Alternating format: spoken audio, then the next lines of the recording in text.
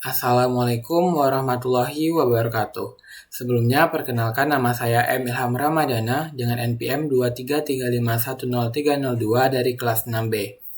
Nah, di video kali ini saya akan mempresentasikan tugas UAS mata kuliah praktikum Big Data, di mana pada video kali ini saya akan membahas dua bagian.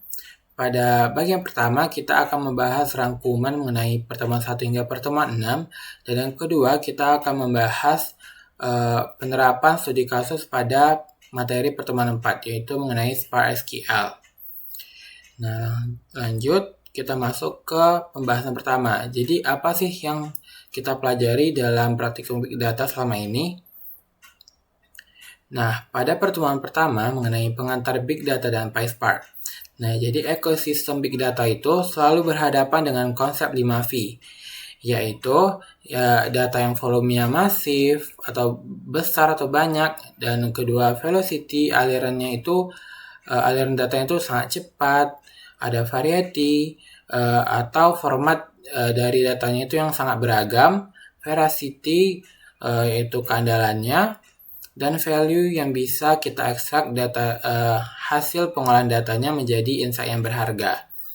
Nah, karena data dari pengumpulan tadi itu sangat besar, jadi kita membutuhkan framework seperti Apache Spark. Lalu kenapa Spark? Karena cara kerja dari Spark itu mendistribusikan komputasi menggunakan skema master worker dan memproses datanya langsung di dalam memori atau in-memory processing. Jadi cara kerjanya jauh lebih cepat. Nah, untuk selanjutnya kita masuk ke pertemuan 2 yang membahas mengenai arsitektur data lake dan HDFS. Nah, muncul pertanyaan baru dari pembahasan sebelumnya. Di mana sih data yang besar tadi disimpan? Nah, jawabannya adalah di HDFS atau Hadoop Distributed File System. Jadi untuk konsep penyimpanan dari HDFS itu sendiri disebut data lake. Jadi kita bebas menampung data mentah apapun formatnya tanpa harus membuat skema tabel dari awal atau di awal. Nah, jadi alias atau biasa disebut itu skema on read. Nah, jadi HDFS ini sangat keren karena dia mempunyai name node untuk menyimpan metadata dan data node untuk menyimpan blok data aktualnya. Sistem ini juga mempunyai fitur fault tolerance, di mana dia melalui replikasi data. Nah, jadi aman banget kalau ada server yang tiba-tiba mendadak mati. Nah, mungkin langsung kita lanjut ke pertemuan 3, di mana kita membahas data wrangling. Nah, di mana data asli itu nggak ada yang langsung bersih. Terkadang ada data kosong, penulisan nama yang nggak seragam, sampai format timestamp yang berbeda-beda dari setiap barisnya. Nah, jadi kita bisa membersihkannya menggunakan PySpark. Mulai dari menstandarisasi teks yang tidak beragam sampai pakai metode regex untuk mengekstrak informasi detail dari dalam sebuah teks yang sangat panjang atau tergabung-gabung. Nah, jadi karakteristik unik dari pemrosesan Spark ini adalah lazy evaluation, di mana artinya codingan modifikasi data yang kita buat itu nggak langsung dieksekusi, melainkan cuma dicatat aja rencananya sampai kita panggil aksi pemicu seperti fungsi show. Nah, mungkin langsung kita masuk lagi ke materi 4 mengenai Spark SQL Relational Processing. Nah, setelah membahas data wrangling tadi, kita masuk lagi ke materi pertemuan 4 mengenai Spark SQL dan analisis relasional.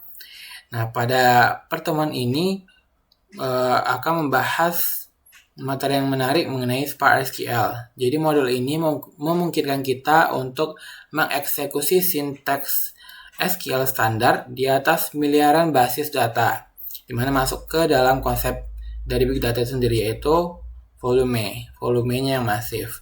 Nah, di balik layarnya, query kita dioptimalkan oleh yang namanya Catalyst Optimizer.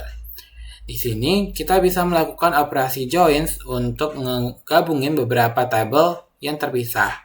Selanjutnya melakukan agregasi standar hingga menggunakan window function seperti rank atau lag. Jadi fungsi window ini sangat sakti karena dia bisa melakukan perhitungan analitis secara berantai tanpa perlu menyusunkan baris hasil outputnya. Lanjut, kita masuk ke pertemuan 5 mengenai optimasi kinerja.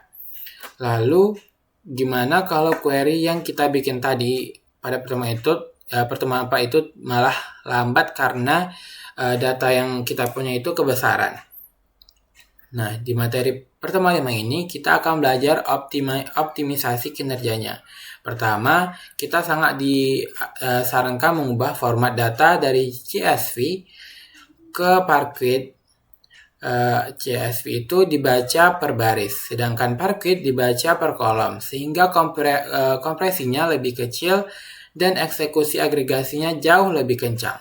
Kedua, kita bisa pakai fitur yang namanya fungsi chase untuk menyimpan data ke memori RAM sementara agar sistem tidak capek membaca ulang ke hard drive.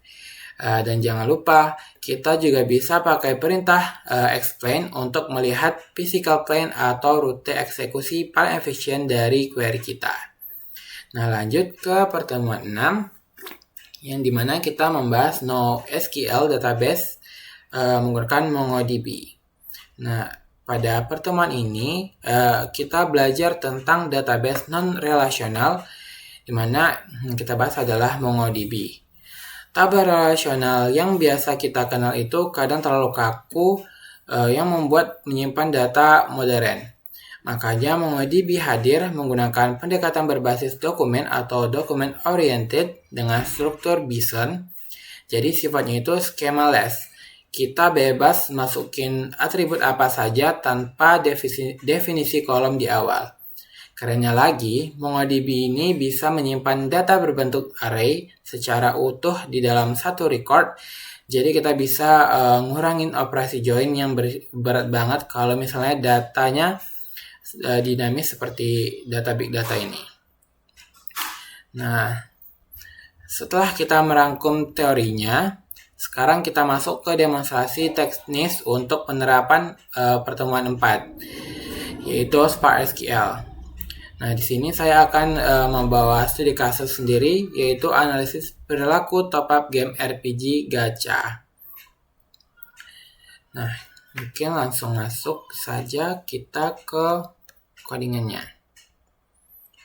Nah, bisa kita lihat pada salah satu ini, saya nge-build ada 3 mock data, di mana yang pertama ini ada data table players, selanjutnya ada table banner atau karakternya, dan yang terakhir ada table fakta gacha sales nih, yang berisi log top up pemainnya. Jadi syarat utama dari Spark SQL ini adalah ketiga data frame ini wajib kita daftarkan dulu ke dalam memori Spark melalui fungsi ini, fungsi create or replace template view. Nah, setelah kita daftarkan, lalu kita run. Nah, ini sistem sudah berhasil didaftarkan ke Spark katalognya. Kita lanjut pada sel keduanya.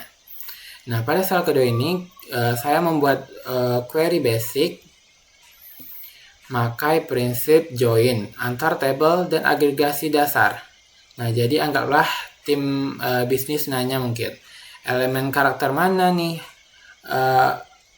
elemen karakter apa yang paling banyak menghasilkan uang bulan ini. Nah, jadi kita tinggal tulis sum untuk menotalkan rupiahnya, lalu kita group by menggunakan group by elemennya. Begitu dijalankan, langsung kelihatanlah elemen ICE sukses nih. Jadi penghasil uang tertinggi menyentuh angka 20 juta rupiah. Mana total pemain gacanya itu ada 2. Nah, langsung masuk lagi ke sel ketiga, dimana saya menulis query advance-nya. Jadi kalau cuma nyari sum itu terlalu biasa saja. Jadi gimana caranya kita nyari pemain yang paling stabil atau paling sultan alias top spendernya di masing-masing elemen secara spesifik. Nah, di sini saya gabungin CTA atau Command Table Expression dari window function. Nah, perhatikan perintah rank. Nah, pada perintah ranknya ini,